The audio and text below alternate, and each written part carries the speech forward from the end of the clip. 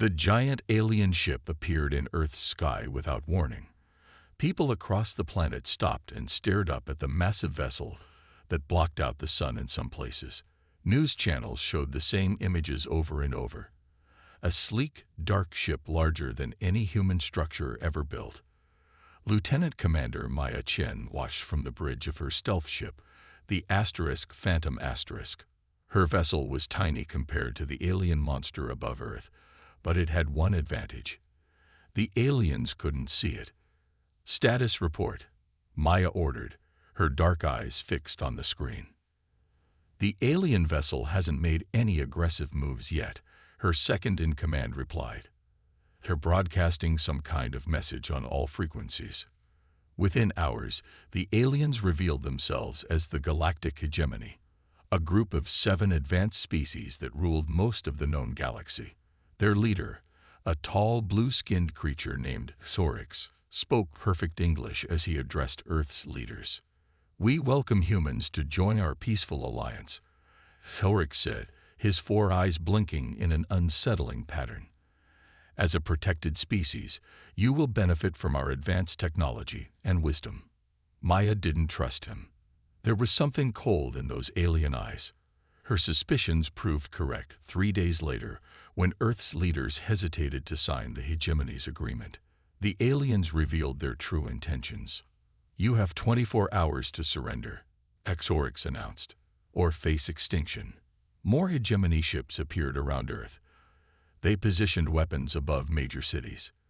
Panic spread across the planet. While world leaders argued about what to do, Maya received secret orders. The Phantom Asterisk would get close to the alien ships and gather information about their technology and biology. It was a dangerous mission that could help save humanity. Approaching the main vessel now, Maya's pilot whispered, though the aliens couldn't hear them. Activating scanners. What they discovered surprised everyone. Each of the 7 Hegemony species was highly specialized. One species handled weapons, another communication, another technology. They were incredibly advanced in their specific areas, but inflexible. They're like perfectly designed tools, Dr. Elias Okafor said when Maya sent the data back to Earth Defense Command. Each species does one thing perfectly, but can't adapt to new situations. When the 24-hour deadline approached, the Hegemony expected surrender. Instead, they got Operation Diaspora. Thousands of human ships, military vessels, civilian transports, even converted cargo carriers, suddenly scattered from Earth in all directions. The carefully planned escape sent humans throughout the solar system in a chaotic pattern no alien eye could predict. The Hegemony had expected to find humans huddled on their home planet, easy to control or destroy. Instead, humanity spread like seeds in the wind. They can't adapt to our unpredictability, Maya told her crew as the Phantom Asterisk slipped away from Earth, carrying vital information. And that's going to be their downfall. The Hegemony had made a critical mistake. They had judged humans by their technology, not by their greatest weapon, the ability to adapt. The war for humanity's future had begun. 3 weeks after Operation Diaspora, Maya Chen renamed her stealth ship. The Phantom Asterisk became the Chimera Asterisk, a creature from Earth myths made of many different parts. The name fit perfectly as Maya's crew had attached stolen alien technology to their human vessel. "It's not pretty, but it works," Maya said, patting the new weapon system they had taken from a small Hegemony patrol ship. The Hegemony didn't understand what was happening. They had expected to fight one big human army. Instead, they faced thousands of small groups attacking from different places, then disappearing before the aliens could respond. Far from Earth, Dr. Elias Okafor led a research team on Europa, one of Jupiter's moons. They studied the Hegemony biology samples Maya had collected. "This is fascinating," Elias said, looking through his microscope. "Each Hegemony species has been genetically engineered to be perfect at one task. The Varn are warriors, the Lutheri are diplomats, the Threll are scientists, and so on." His assistant, Jin, looked up from her computer. But that makes them inflexible, right? Exactly, Elias nodded. Humans are good at many different things. We can adapt. These aliens can't change easily. That's their weakness. Meanwhile, Maya's Chimera led daring raids against Hegemony supply ships. During one attack, her ship took heavy damage and 3 crew members were wounded. We need somewhere to hide and repair, Maya's pilot said, looking at the ship's map of the solar system. Maya pointed to a surprising location. Venus. Her crew looked shocked. Venus was a deadly planet with crushing pressure, toxic clouds, and extreme heat. No human could survive on its surface. The Hegemony can't follow us there, Maya explained. Their bodies aren't built to handle those conditions, even with protection. But we can adapt our ship to hide in the cloud layers. The Chimera limped to Venus and descended into its thick atmosphere. Using heat shields and pressure systems designed for deep-sea exploration, they created a makeshift base inside the clouds. Outside, acid rain fell and hurricane-force winds blew, but the humans inside adapted their technology to survive. While Maya's team repaired their ship, they discovered something unexpected: rare metals in Venus's atmosphere that could improve their stealth technology. The Hegemony would never think to look for resources in a place they consider uninhabitable, Maya said as her engineers collected the valuable materials. Back on Europa, Dr. Okafor made his own discovery. The Hegemony species were modified by someone else, a creator species called the Archivists. Their genetic code has artificial limitations built in. This information spread through the scattered human forces. Humanity wasn't just fighting for survival anymore. They were exposing the flaws in the Hegemony's seemingly perfect system. When the Chimera emerged from Venus 2 weeks later, it was stronger than before. Modified with Venusian metals and improved Hegemony technology, it was something entirely new, just like the resistance humans were building. The Hegemony thinks they're superior because they've been the same for thousands of years, Maya told her crew as they prepared for their next mission. But that's exactly why we'll win. Because humans never stay the same. 6 months into the war, humans had become experts at stealing Hegemony technology. No one was better at this than Jin Hayashi, once known as Earth's best data pirate. Target in sight, Jin whispered to her team as their small ship approached a massive Hegemony research vessel. Their mission wasn't to destroy it, but to steal something more valuable: knowledge. Jin's team wore modified spacesuits that mimicked Hegemony life signs. When they docked with the alien ship, the sensors detected them as maintenance workers, not humans. Remember, we have 30 minutes before they realize something's wrong, Jin said as they entered the vessel. Split up and find the main data core. The inside of the Hegemony ship was strange. Different sections were designed for different alien species. Some areas had high gravity, others low oxygen. Some were filled with mist instead of air. These aliens really can't function outside their comfort zones, one team member commented. Jin found the central data room guarded by 2 tall Varn warriors. She activated a device Maya's crew had built using technology from Venus. It released a gas that affected the Varn's specialized respiratory system, putting them to sleep without harming them. I need 10 minutes, Jin said, as she connected her equipment to the alien computer system. Her fingers flew across the keyboard as she copied massive amounts of data about Hegemony biology. Meanwhile, the Hegemony Council held an emergency meeting.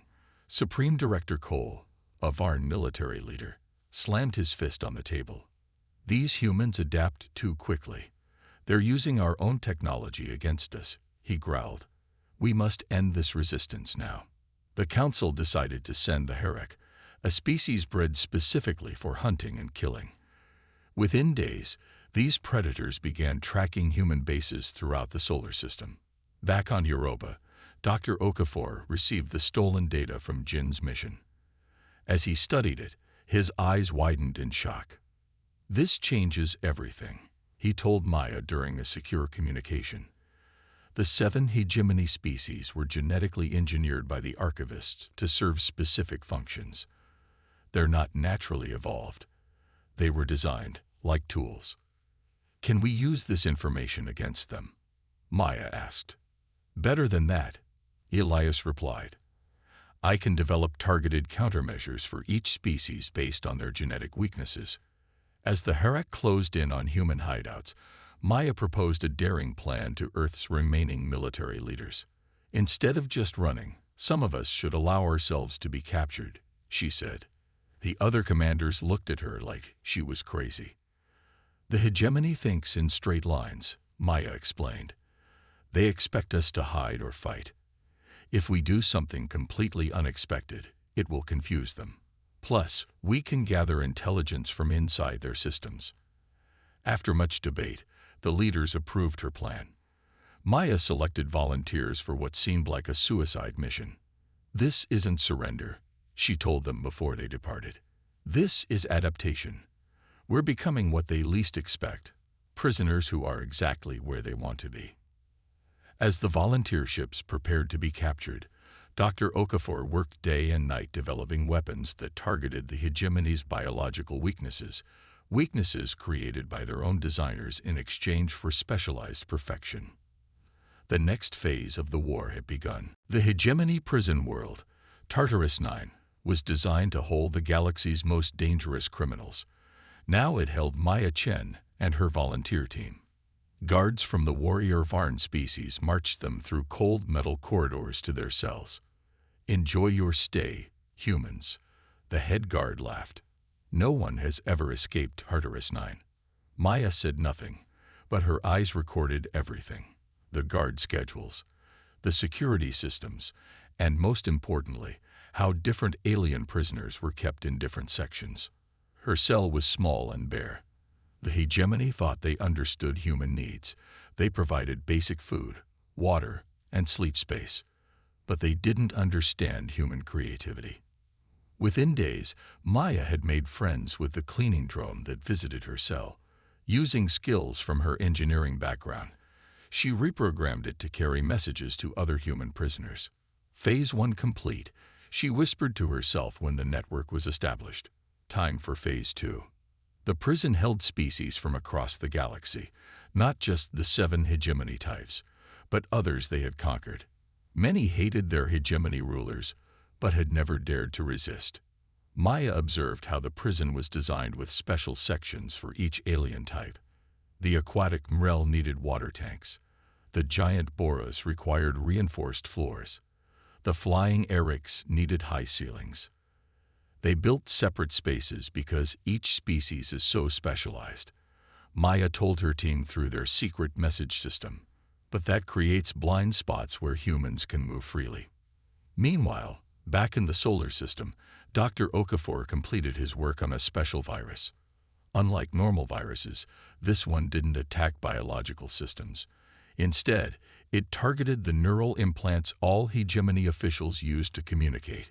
It won't harm them, he explained to Jin Hayashi, who would deliver it to Tartarus 9. It will just disable their coordination systems for a few hours. Jin's ship was a strange hybrid of human and hegemony technology. It looked like an official transport vessel, but had hidden systems no hegemony scan could detect. Approaching Tartarus 9, Jin reported as her ship joined a supply convoy. No one suspects anything yet. When the virus was released into the prison's central computer, chaos erupted. Guard coordination collapsed. Security doors opened. Communication systems failed.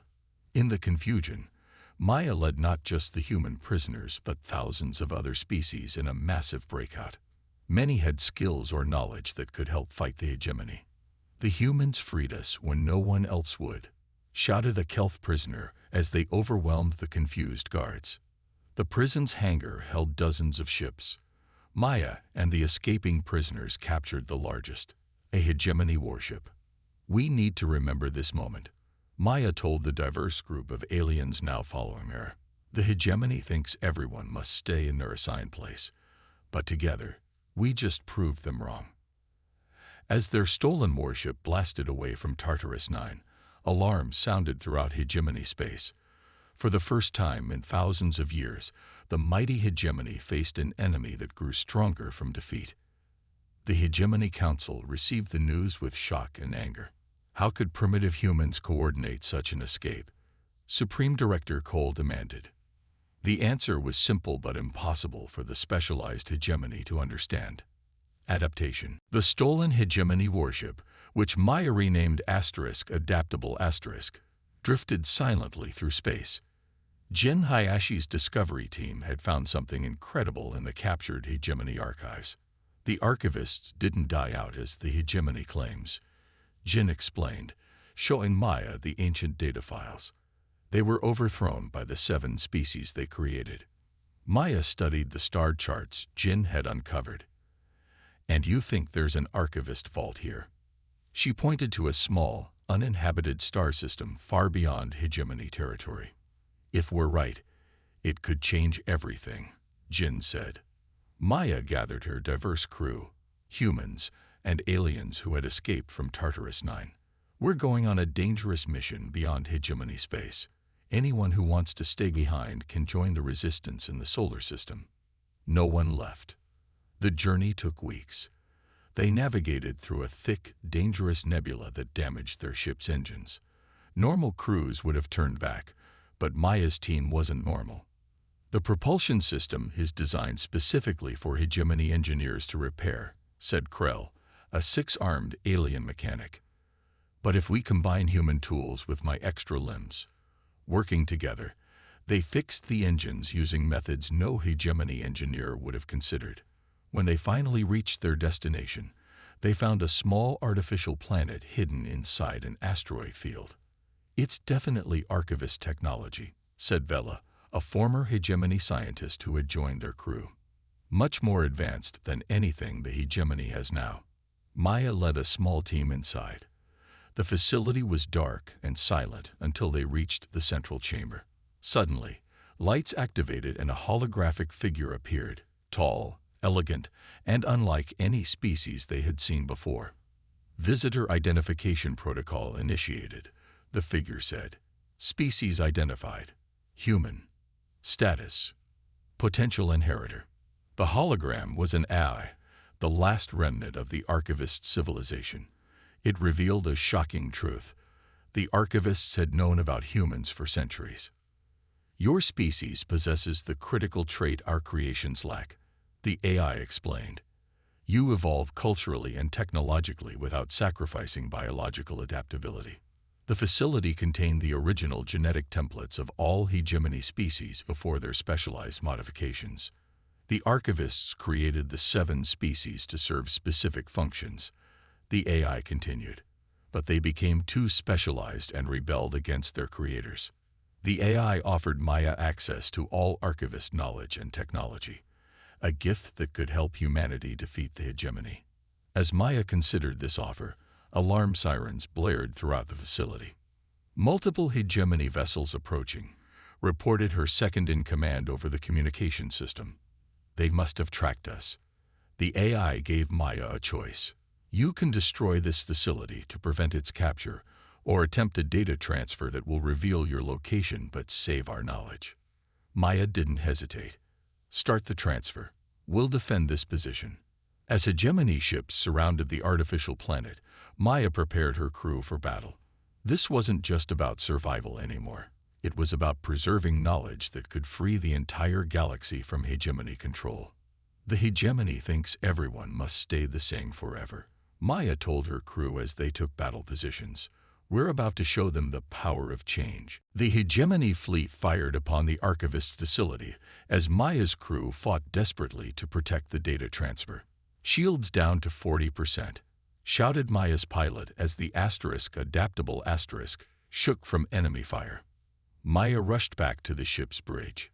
How much longer for the transfer? 20 minutes at least, Jin replied, watching the progress bar crawl across her screen. The Adaptable couldn't survive that long against so many enemy ships.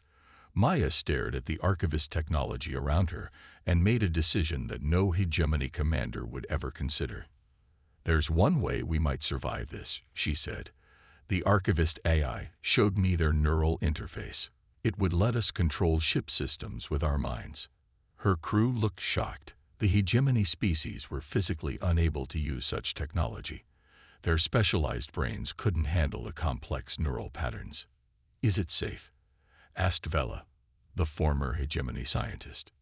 "No," Maya admitted, "but neither is being destroyed." 5 volunteers joined Maya in connecting to the Archivist neural system. The moment they linked, their minds expanded. They could feel every part of the ship as if it were their own body. Working together in this new merged consciousness, they controlled weapons, shields, and engines simultaneously. The adaptable asterisk moved in ways the Hegemony had never seen, dodging attacks and returning fire with perfect timing. Their ship shouldn't be able to move like that.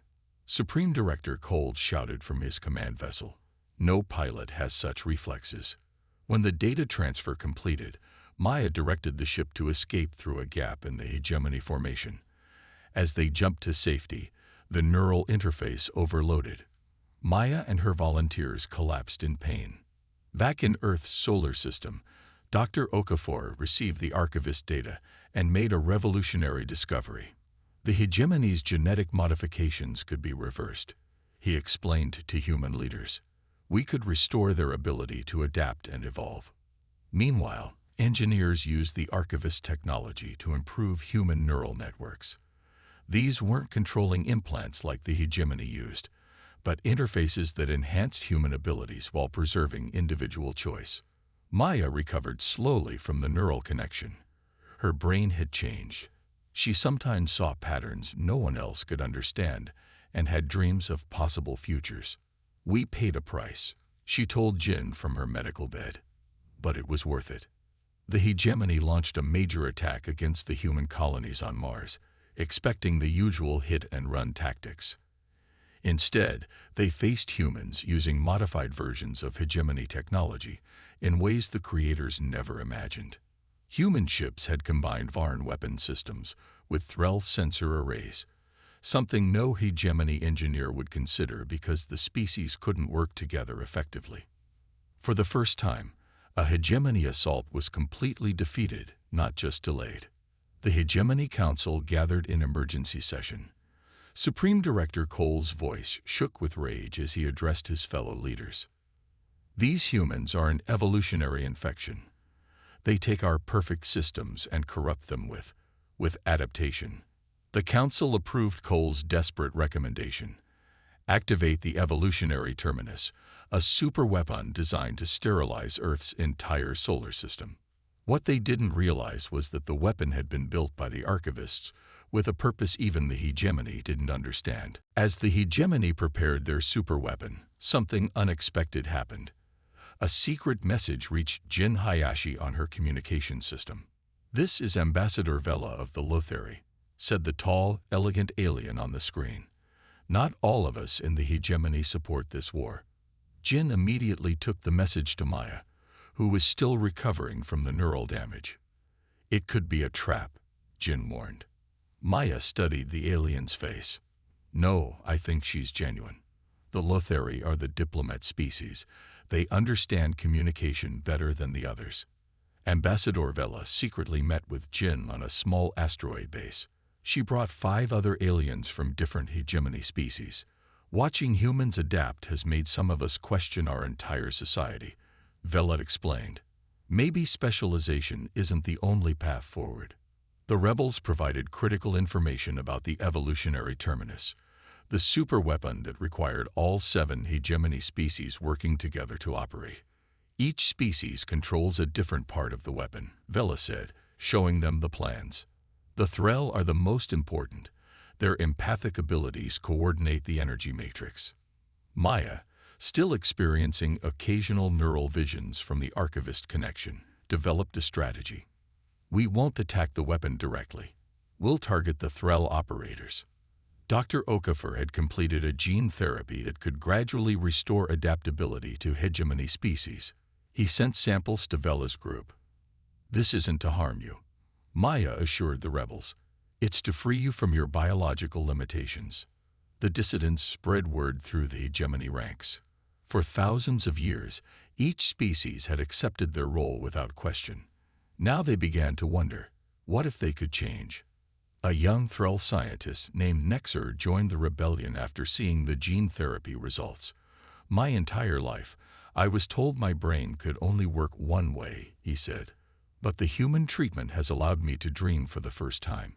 As the rebels and humans prepared to attack the evolutionary terminus, Maya experienced a powerful neural vision. She collapsed to the floor, her eyes wide. The weapon, she gasped when she regained consciousness. It's not what the hegemony thinks it is. The vision showed her the truth. The evolutionary terminus had a hidden purpose that even the hegemony leadership didn't know about. The archivists built it as a failsafe against their own creations, Maya explained to her commanders. It's not just a weapon of destruction. The human fleet and rebel hegemony ships gathered in secret. They faced an almost impossible mission: to capture, not destroy, the most powerful weapon in the galaxy. We're not fighting for just humanity anymore, Maya told the combined forces. We're fighting for the freedom to evolve, to change, to adapt. That's something worth dying for. As the hegemony prepared to activate their superweapon, they failed to notice the growing discontent within their own ranks.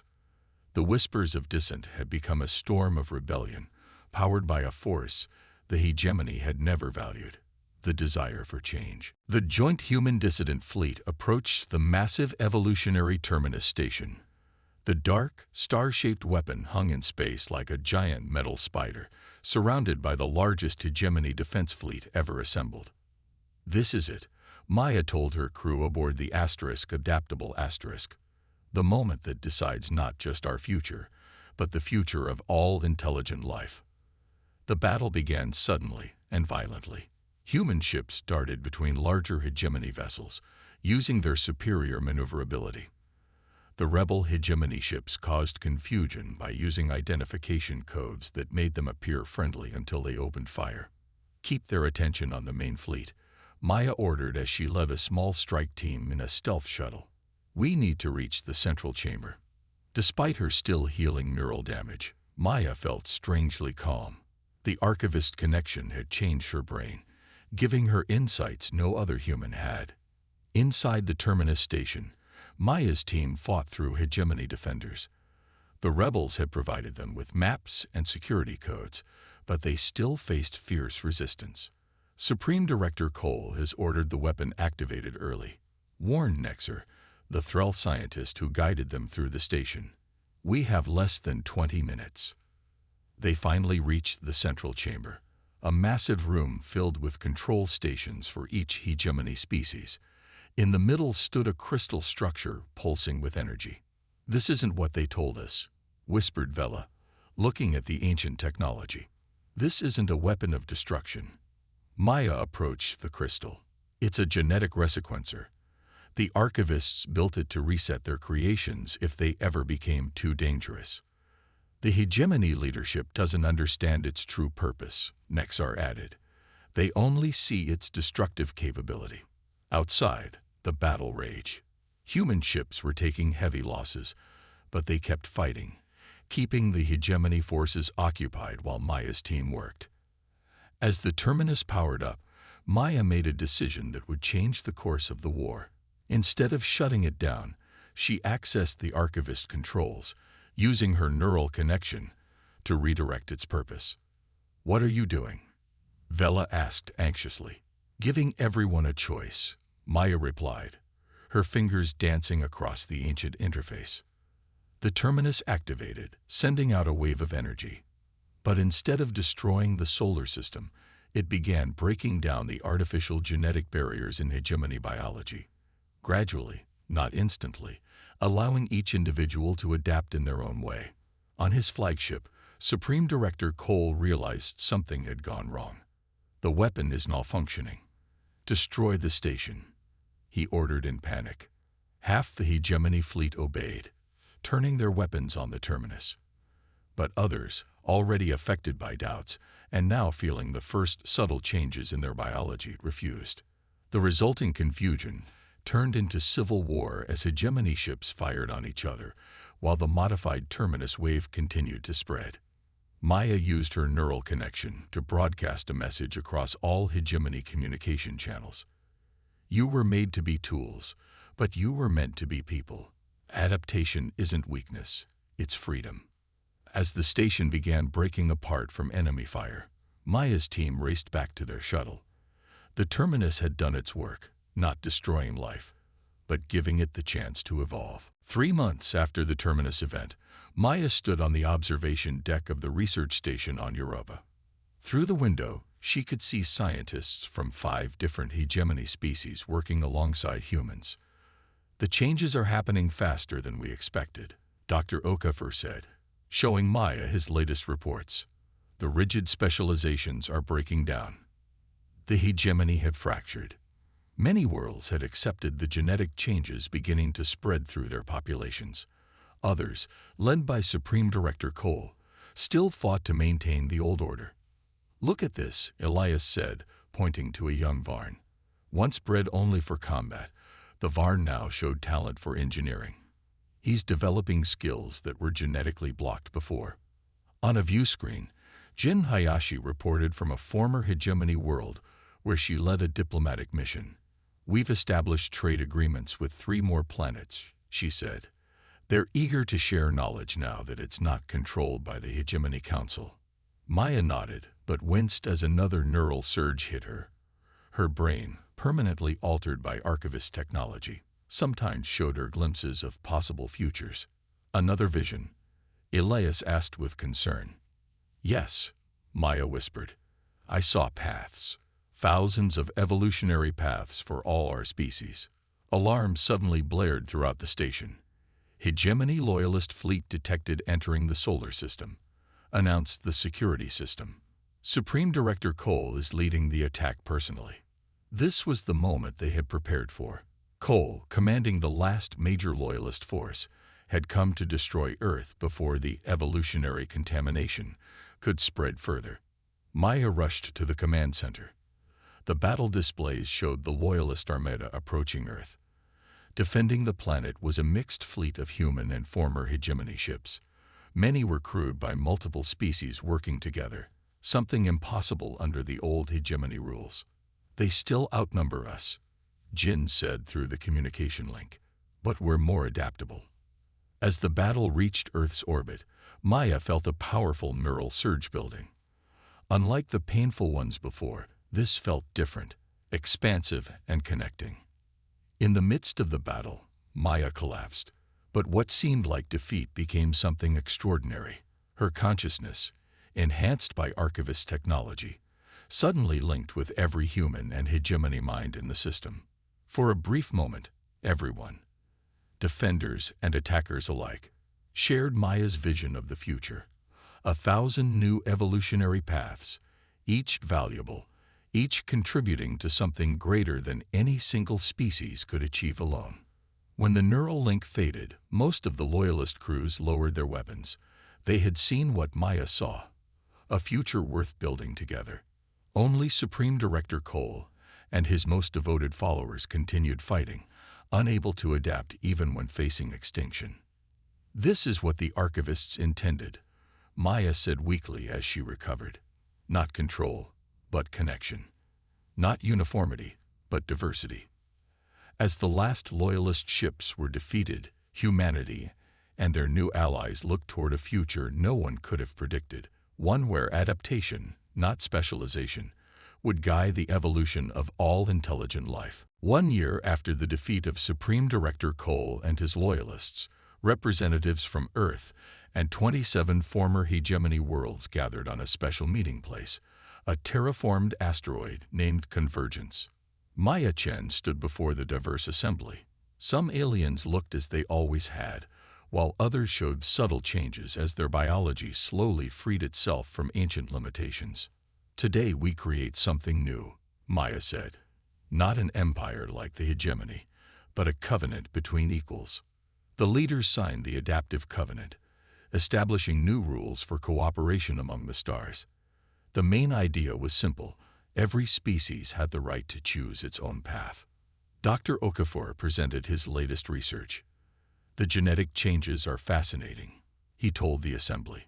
Some former hegemony species are embracing diversity, while others maintain parts of their specialized abilities. He showed images of Varn, who remained powerful warriors, but now could also create art. Threll scientists who kept their analytical minds, but gained emotional understanding. Lothari diplomats who maintained their communication skills while developing new physical abilities. In the distant future, Elias suggested, the boundaries between our different species might blur in ways we can't yet imagine. Jin Hayashi, who had become a respected diplomat, announced the creation of the Interstellar Academic Exchange. Knowledge will flow freely, she promised. No more secrets kept by rulers. Maya's neural condition had stabilized. Though permanently changed by archivist technology, she had learned to control her visions. She stepped down from military command to lead the Archivist Initiative, a research group studying the potential of all intelligent life. The hegemony believed that each species had one perfect form, Maya told the assembly. We believe in 1,000 possible forms, all valuable. As the meeting ended, representatives shared their species' music, art, and traditions.